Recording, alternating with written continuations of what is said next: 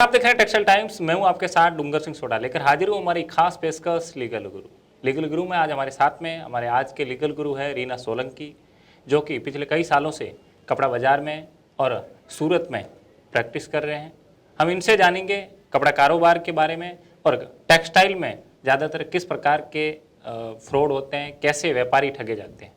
जी, पहले तो आपका बहुत बहुत स्वागत हमारे खास कार्यक्रम लीगल। धन्यवाद जी। रीना जी, क्या कहोगे टेक्सटाइल में किस प्रकार के मोस्ट ऑफ चीटिंग होते हैं? जी देखिए, चीटिंग होने के लिए तो ऐसा कोई पर्टिकुलर कोई प्रकार नहीं है। चीटिंग तो कई अलग अलग टाइप से हो सकते हैं।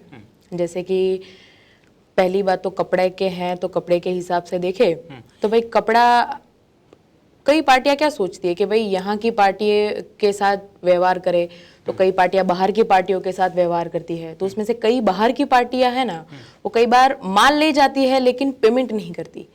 और अभी कंडीशन जिस टाइप से है मार्केट की, उस हिसाब से व्यापारी को ट्रस्ट रख के सिर्फ माल को भेजना होता है, और ना ही तो वो सामने वाली पार्टी के पास चेक तक नहीं मांग सकता। ठीक है, सिक्योरिटी के पेटे। तो पार्टी क्या करती है कि माल ले जाती है, फिर पेमेंट नहीं भेजती। बार बार व्यापारी अपना पेमेंट के लिए परेशान होता है। कई बार पार्टी सामने वाली उठ जाती है। ऐसे अलग अलग कई प्रकार रहते हैं। जैसे कि कपड़ा मार्केट में क्योंकि सारा काम जो है विश्वास पे होता है जी, और पूरे देश में सूरत का कपड़ा जाता है, ठीक है। तो क्या लगता है कि जब अब क्योंकि जीएसटी आई उसके बाद में क्या जो इस प्रकार के जो चीटिंग के जो विश्वास छेतरपिंडी जो केस है वो क्या कम हुए? देखो, चीटिंग जो है वो दिन ब दिन बढ़ती जा रही है। अगर मैं बताऊं मेरे मान्यता से, तो उसका कारण मेन ये है कि कई व्यापारी ऐसे हैं कि जिनके साथ चीटिंग होती है, वो लोग सामने ही नहीं आते अपना पैसा लेने के लिए। वो सबसे ज्यादा चीटिंग को बढ़ावा देती हुई बात है।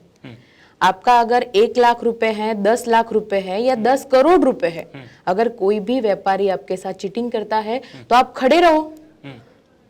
आप कैपेबल हो अपना पैसा लेने के लिए तो आप खड़े रहो। क्योंकि जब वो आदमी किसी गरीब व्यापारी के साथ अगर चीटिंग करे तो दूसरी बार उसको पता रहे कि भाई पैसा तो देना ही पड़ेगा। फिर समाधान से दो, एफआईआर में जेल में जाकर दो, 1 साल के बाद दो या कभी भी दो, तो डर रहेगा। कब? जब व्यापारी खुद अपना पैसा लेने के लिए खड़ा रहेगा। फिर आप 200 करोड़ 500 करोड़ के कितने भी बड़े मालिक हो, लेकिन आपके अगर साथ 10,000 का भी चीटिंग होता है तो आप खड़े रहिए। क्यों? क्योंकि आप अगर कैपेबल हो अपना पैसा मांगने के लिए तो सामने वाला चीटिंग दूसरी बार करने से सावचेत रहेगा। रीना जी, एक चीज़ पूछना है, चेक रिटर्न को लेकर आप क्या कहेंगे? चेक रिटर्न के जो मामले रहते हैं ज़्यादातर, क्योंकि व्यापारी कपड़ा खरीद लेता है तो उनको उनके पेटे चेक देता है, तो कई बार क्या होता है आज दिलवाते हैं कल, तो कई बार चेक जो है रिटर्न हो जाते हैं। तो ऐसे में व्यापारी को क्या करना चाहिए? जी, सबसे पहली बात, व्यापारी अगर कायदे कानून से जो 138 नेगोशिएबल इंस्ट्रूमेंट एक्ट हमारे कायदे में है, उसका आप पहले तो नियम जान ले कि 3 महीने की वैलिडिटी होती है चेक रिटर्न की। उस टाइम के अंदर आप अगर रिटर्न करवा देते हो तो वो 3 महीने तक ही आप केस कर पाओगे। तो सामने वाला अगर आपको ये बोल रहा है कि आप चेक रहने दो मैं पेमेंट कर दूंगा, आप चेक रहने दो मैं पेमेंट कर दूंगा, उसकी बातों में आने से ज्यादा अच्छा है कि आप चेक रिटर्न करवा के अपना जो हक है उसे बाधित कर दे। तो टाइम लिमिट जो है उसके अंदर आप चेक के डेट के अंदर आप उसके ऊपर कार्यवाही कीजिए।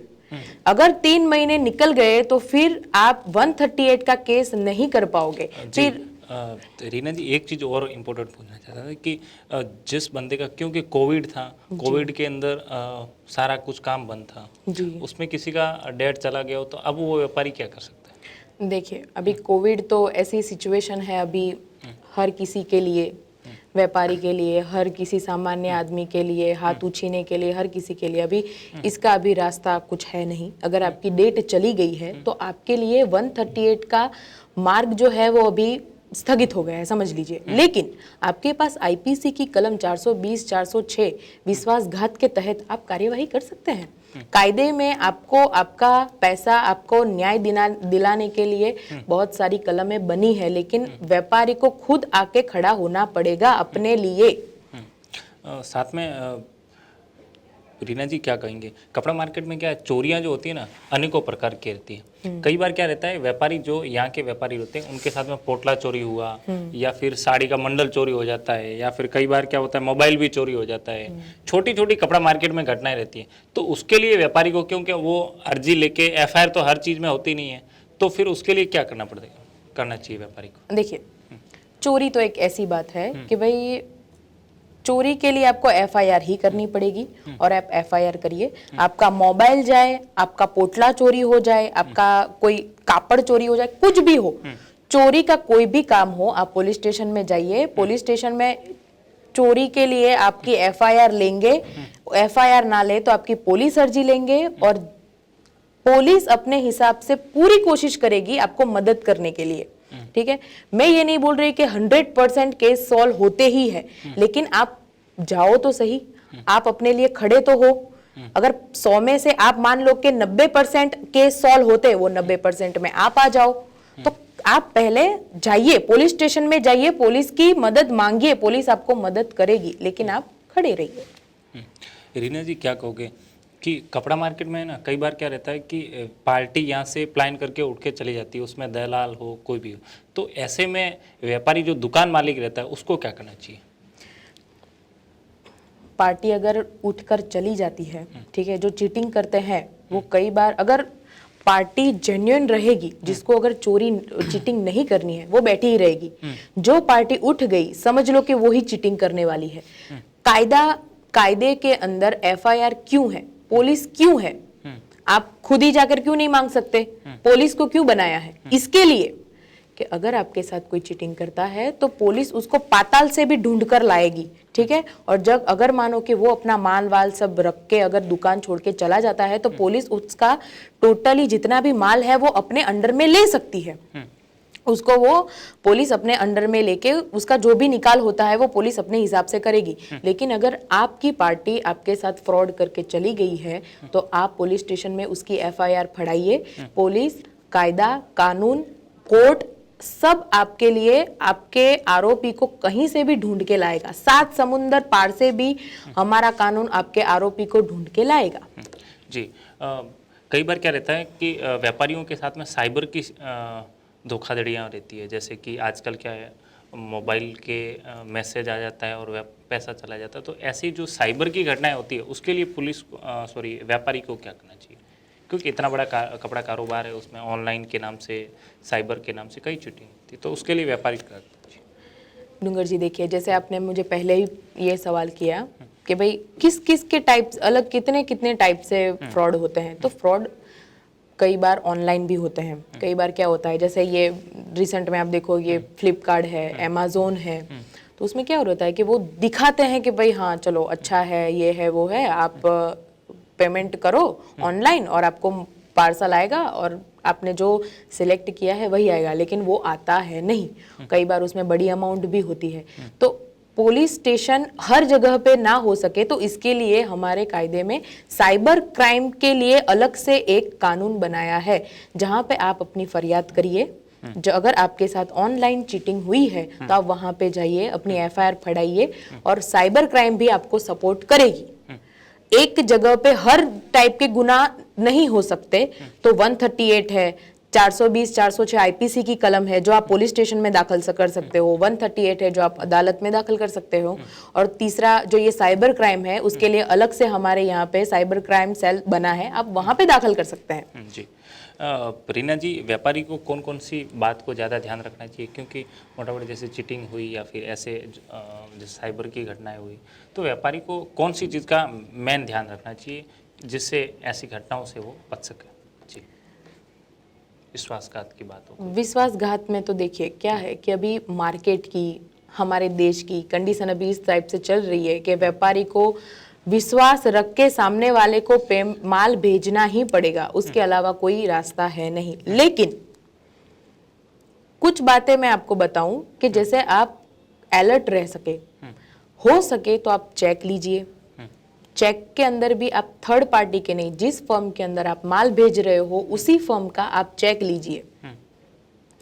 वो जो चेक है उसके अंदर डेट डाली हो तो वो डेट के हिसाब से आप चेक को रिटर्न करवाइए, उसमें लापरवाही मत करिए। चेक रिटर्न होता है, सीधे ही आप किसी भी एडवोकेट जो आप जिनको जानते हैं आप उनके पास जाइए और उनकी सलाह लीजिए, ठीक है।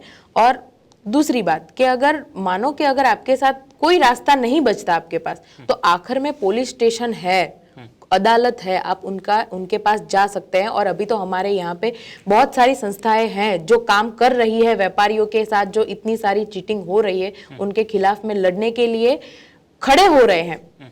जैसे अभी रिसेंट में अब देख लीजिए कि सूरत मर्केंटाइल एसोसिएशन है जिसके ये प्रमुख नरेंद्र जी साबू, जो खुद निचले स्तर से उपले स्तर में व्यापारी बने हैं, जो हर टाइप के व्यापारी जो चीटिंग है, जो अच्छे हैं, हर टाइप के व्यापारी के सामने साथ में उन्होंने व्यवहार किया है, उनके साथ हर बनाव बना है। उन्होंने उनका एक लक्ष्य है कि भाई जिस टाइप से हम आगे आए हैं तो हर व्यापारी इस टाइप से शायद आगे ना भी आ सके, वो अगर कहीं बीच में गिर गया तो हम उसको सपोर्ट करेंगे। सूरत मर्केंटाइल एसोसिएशन है जो पार्टियों के बीच में समाधान करवाने की पूरी कोशिश करती है और बाद में अगर कुछ ना हो तो उसके सामने लीगली प्रोसीजर करवाती है। ऐसी बहुत सारी है जो आपको मदद कर सकती है। जी रीना जी, क्या कहेंगे आज के हमारे लीगल गुरु होने के नाते क्या संदेश देना चाहोगे खास करके कपड़ा व्यापारियों को? जी, अगर छेतरपिंडी चीटिंग आपको कम करनी है तो आपके साथ में छोटी अमाउंट हो या बड़ी अमाउंट हो, कोई भी चीटिंग हो तो आप अपने लिए खड़े हो और दूसरे ऐसे व्यापारी के लिए खड़े हो जो फाइनेंशियली स्ट्रांग ना हो और कैपेबल ना हो और अपने लिए ना खड़ा हो सके। ऐसे व्यापारियों के साथ ऐसे लोग चीटिंग ना करें। अगर आप कैपेबल हो तो आप खड़े हो अपने लिए और कई सारे दूसरे भी व्यापारियों के लिए, मतलब चीटिंग हो तो आप खड़े रहिए। जी चलो, बहुत बहुत धन्यवाद। तो ये थे आज के हमारे लीगल गुरु रीना जी सोलंकी, जिन्होंने साफ तौर पे व्यापारियों को संदेश दिया और साफ तौर पे आप लोग अपने व्यापार में व्यापार जो है वो ध्यान रखकर आप ये सोचें कि कौन बंदा सही है और कौन गलत। और पहली बात, आप जो पेमेंट लेते हो, पहली बात तो पेमेंट जो है आप उसका चेक लीजिए और जीएसटी से आप काम कीजिए। और यदि उसके बाद में भी कुछ समस्या आती है तो यहाँ के जो संगठन है उसकी भी आप मदद लीजिए। आज की इस खास रिपोर्ट में इतना ही। आप देखते रहिए टेक्सटाइल टाइम्स। नमस्कार।